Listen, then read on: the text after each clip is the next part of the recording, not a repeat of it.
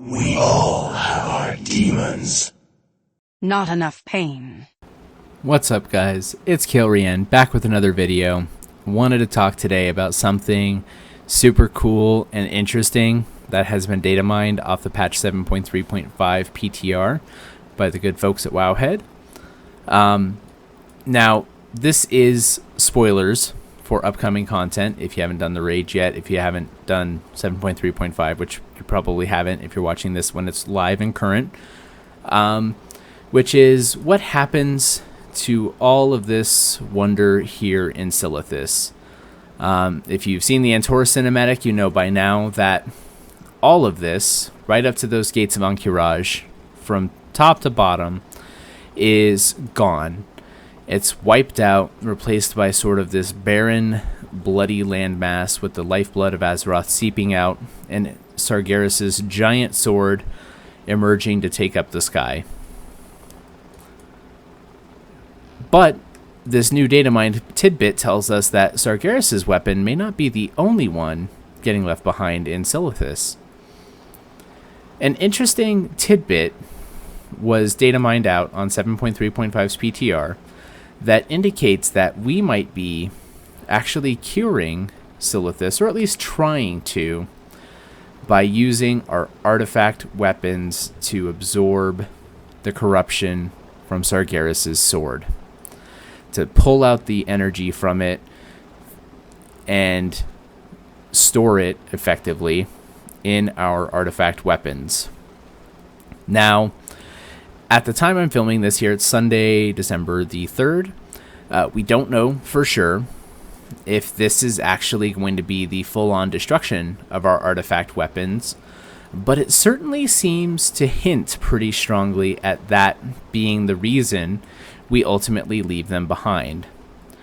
Earlier speculation had us maybe destroying them to take on Sargeras or defeat the final boss in Antorus. We now know we don't destroy them in Antorus, and Sargeras gets imprisoned by the Pantheon in Illidan. We get to keep our artifact weapons through that whole process. We come home, Silithus is all fucked up, and it's our job from there to kind of reconstruct everything and figure out how we're going to move forward. Khadgar sends us over here to Silithus to take a look at the big wound, and 7.3.5 is adding more content that has to do with that wound. Right now, there's not really much to do other than once you finish Antorus, Argus disappears from the sky, and a giant sword pops up here, and all of this gets wiped out in favor of a sort of burned, bloody terrain. Now, what we don't know yet is what happens after that point, because as far as we know from what's been data mined currently, we just get sent here to use our artifacts to absorb the corruption from Sargeras' sword. And in patch 7.3.5, interestingly, the Silithus wound zone changes from what it is in 7.3.2, which is the bright red, bloody hue. It changes to a yellow, subdued hue. And it looks like with that, we're going to be getting yet another different model for Sargeras' sword, because currently on PTR, there's a giant cube in place of where the sword should be, hovering ominously over the landscape. This raises a whole heap of questions. Firstly, it does seem like a pretty good way for us to get rid of our artifact weapons, because if they're corrupted, there's not really any point to us carrying them. Secondly, corrupted things are made to be destroyed. If we're carrying around a big stash of corrupted weapons, it probably makes a lot of sense for us to get rid of those, to burn them, to destroy them, to in some way retire those things. Thirdly, I think this gives a lot of credence to the idea that Battle for Azeroth is actually an Old God expansion, exactly as we all expected, hiding in plain sight. What we know currently about Battle for Azeroth, what we were revealed at BlizzCon, is an expansion that focuses primarily on Horde versus Alliance conflict. It focuses on the forces of the Horde burning down Teldrassil and the Alliance sieging Lordaeron in return. It has us recruiting these allied races to bring in new faces to our factions to power this war machine. However, when you look at what happens in 7.3.5, there's almost goddamn no trace of this faction conflict anywhere. And that leads me to a couple of interesting bits of speculation. So, I wrote about it this week, and I kind of want to just explain it real briefly here on video rather than making a separate video. I do honestly think Battle for Azeroth is going to be the Old God expansion we expected we were going to get. It just has some trappings that give us a faction conflict vibe to go with it.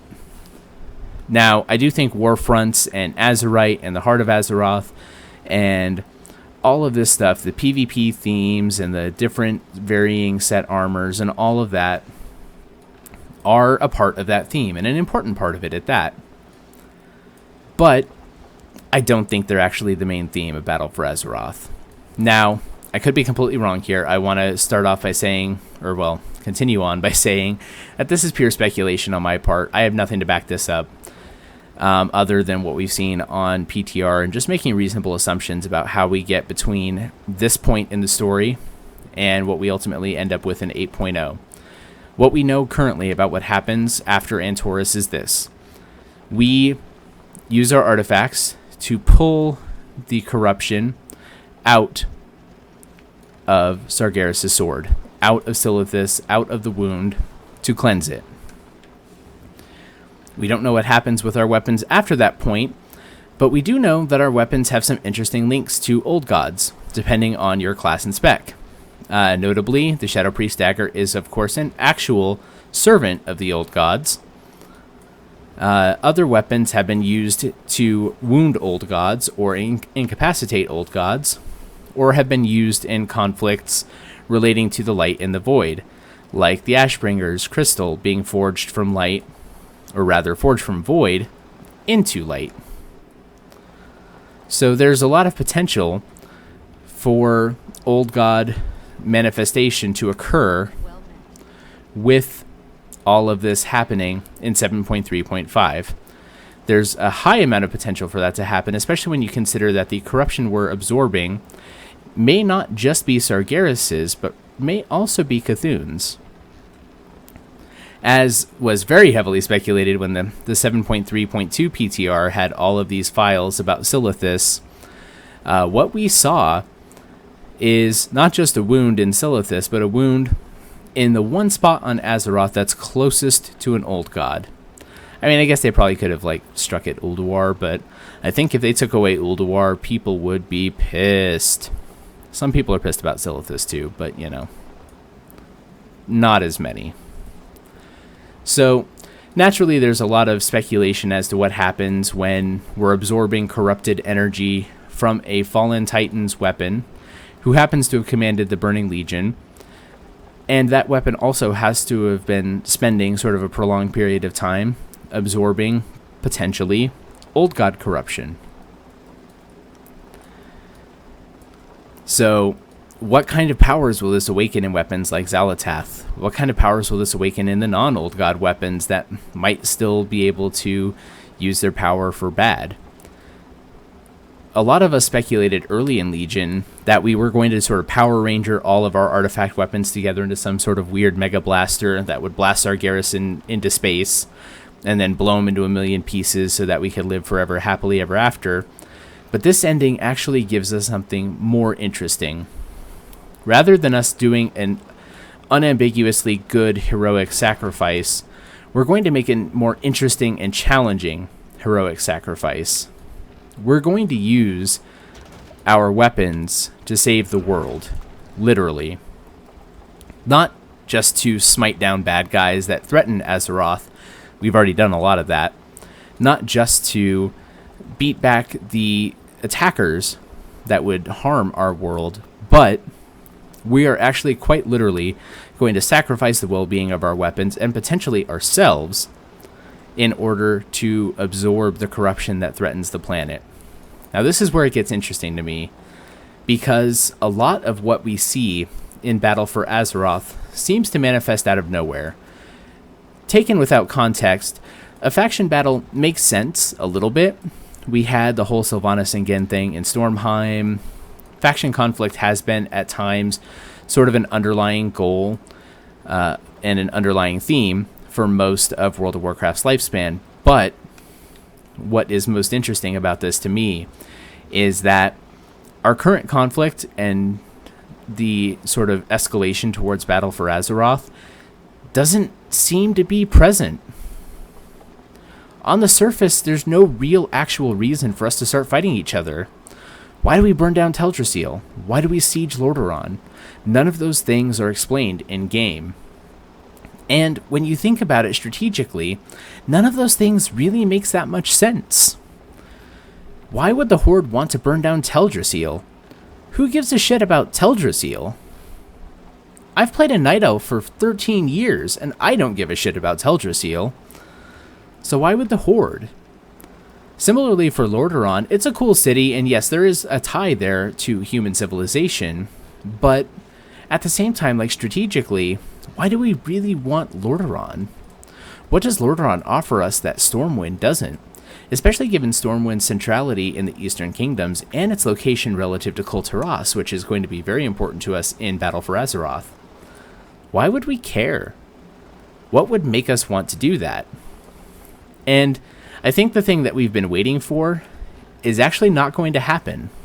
Because I think a lot of us have been expecting to see a story that opens up over the course of the rest of Legion that points us on a path towards these conflicts, that points us on a logical path where there's a strategic imperative that's gained from attacking Teldrassil, attacking Lordaeron, being at each other's throats after making relatively good enough, at least, so that we can share Dalaran again to fight back the ultimate threat that is the Burning Legion. My speculation, my wild-eyed, fantastic speculation is this. We actually aren't going to have any strategic incentive to take on the Burning Legion. Or actually, rather, to take on each other. My apologies. We definitely have that for the Burning Legion. But when it comes to taking on each other, it's not going to be logical at all. The game is not going to give us a story that points us at each other and says, this makes sense. What it's going to do instead is it is going to give us a corruption arc. And here's where I actually laugh a little bit at Blizzard's storytelling, because it's admittedly very fucking ballsy of them. It's easy to criticize a lot of Blizzard's writing about characters as corruption into narrative arcs. Corruption into redemption arcs. A lot of characters start off, they're established as strong, heroic figures to be corrupted, brought to their worst ends, and then redeemed at the very end.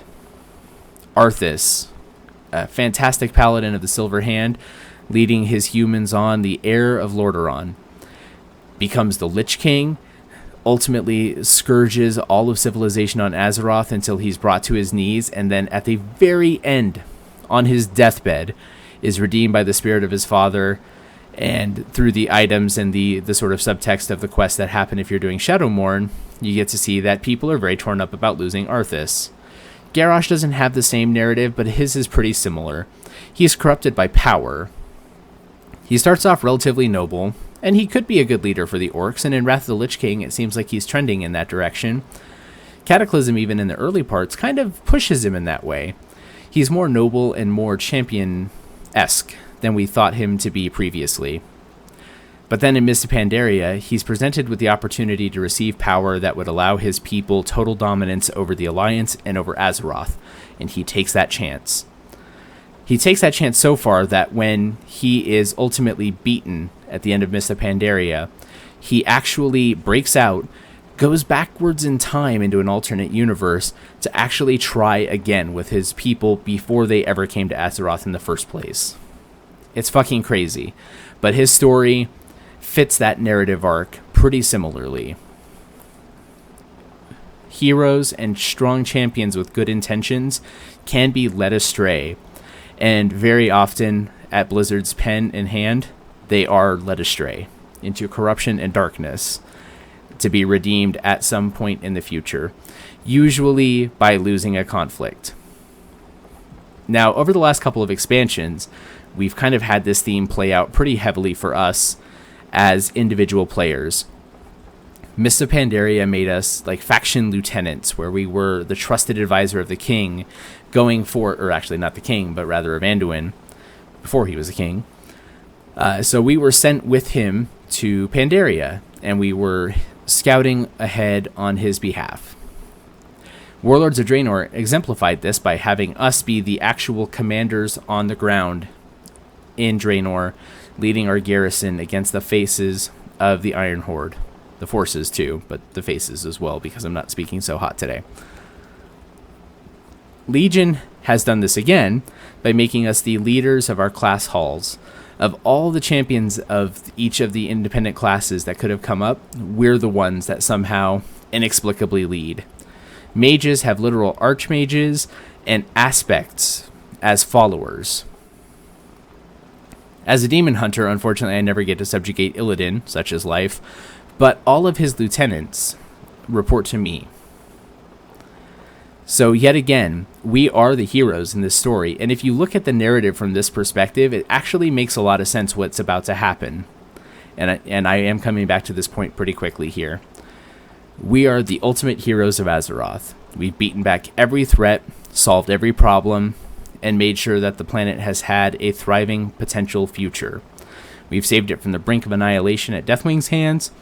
We've beaten back corrupted champions like Arthas and Garrosh, and alternate universe threats like Gul'dan, ultimately culminating with Legion. We've beaten back Sargeras. We've helped with that, at least, kinda. We were there when it happened. It was cool. But here's the thing. We are now at the point in Blizzard's story where our heroism is very well established. Too well established. So what can you do with that story? Where can we go? Well, we can keep doing heroic shit and being the nameless, faceless champions of Azeroth, or we can get corrupted. I think that having us absorb the corruption from Sargeras' sword in the wound in Silithus is not just a simple plot point to retire artifacts, but rather a convenient plot-fixing device that, in part, will allow us to pave the way to battle for Azeroth a lot faster than we expected. If we don't need to have 10 story patches or 5 story patches or any number of additional story patches past 7.3.5 that give us these large narrative hooks to explain why all of a sudden we're at each other's throats again, why would we want to do 5 story patches when we can just do 1? There will be things that need to be paid off or advanced. We have allied races coming forward. We have the business with the Windrunner sisters. Illyria needs to see Sylvanas with her own eyes. And what happens there will likely play some role in the conflict that we're about to see. But more than that, as heroes, we are now the most trusted advisors in our factions. We are the leaders of our classes. We are the most trusted commander within our faction, as was shown on Draenor. So we now get to be the ones making the bad decisions. We actually are going to get corrupted, just like every other champion in Blizzard's history. We'll put our artifact weapons into that wound, and we'll siphon out as much of that evil shit as we possibly can. And when that's done, we will be the ones absorbing that power. Not the artifact weapons directly. They'll take some of that power on, and destroying them will serve some purpose when we finally figure out that they're, whispering to us more than usual, or at all, if you're, not an arcane mage or shadow priest. But at the end of the day, the weapons are not actually going to be storing most of that corruption, I'm going to bet. We are. And it's going to be on our advice, through some sort of convoluted lore hook, some sort of story hook in the game, who knows what it is yet. We're going to be the ones that tell our faction leaders, we should go to war, we should fight the other side, we should take their shit, we should show them who really rules this planet. Because we're all hearing the whispers now. We got a lot of Fel energy, we got a lot of Legion energy out of the planet when we siphoned it with our artifact weapons. But I bet what we're going to take on as heroes is going to be the dark and devilish energy, the pure void from Cthulhu. And the old gods have a bigger plan. They're active now. We can already see in 7.3.5 with the bits of the High Mountain Tauren quest for the Horde and other story aspects like the Void Elves and the way that they're corrupting the Sunwell for the Blood Elves. Indirectly, they're not necessarily trying to, but there are ethereals in play there as well. There are numerous story elements that are already pointing at either direct Old God influence or Void influence already happening right now. Further, the High Mountain storyline actually indicates that Old God wards that were placed in High Mountain to stop Ulganeth, this Old God servant who was harassing them millennia ago, those wards are broken. They've lost all their power. Now, the quest text doesn't really tell us much about how that happened, but I can imagine a giant sword piercing through and bringing Azeroth's lifeblood into a place that's actually the home of one of the worst old gods might have something to do with it. Just maybe. And it certainly couldn't help that Shadow Priests are going to go into that wound and put their old god dagger right into it, that old god serving dagger knifeu waifu, and they're going to pull in some of that power too. So at the end of patch 7.3.5, we're going to be on a path to destroy our artifact weapons, but the truth is we're actually going to be on a path to destroying ourselves, because we're going to be corrupted.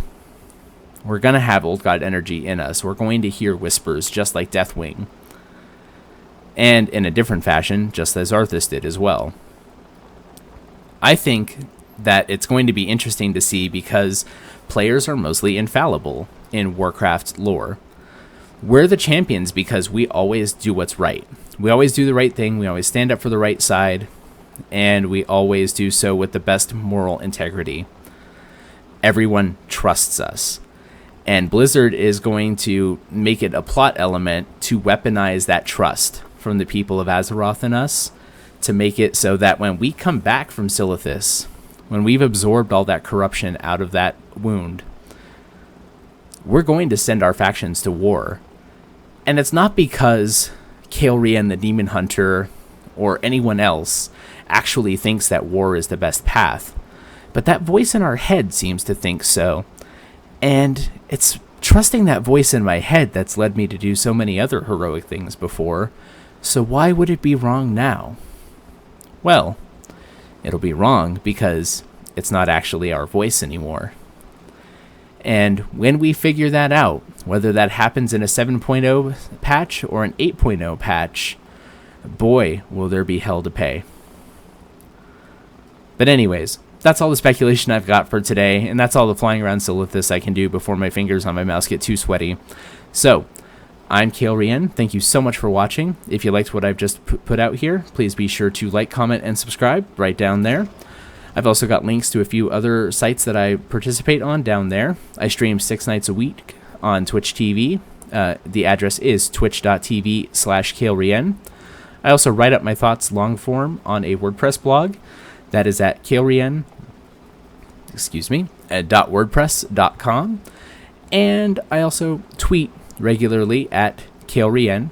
Links to all of those, again, are down in the info box. If you didn't like this, feel free to downvote it as well, and give me a comment. I read everything. And until next time, take care, and I'll see you then. Thank you.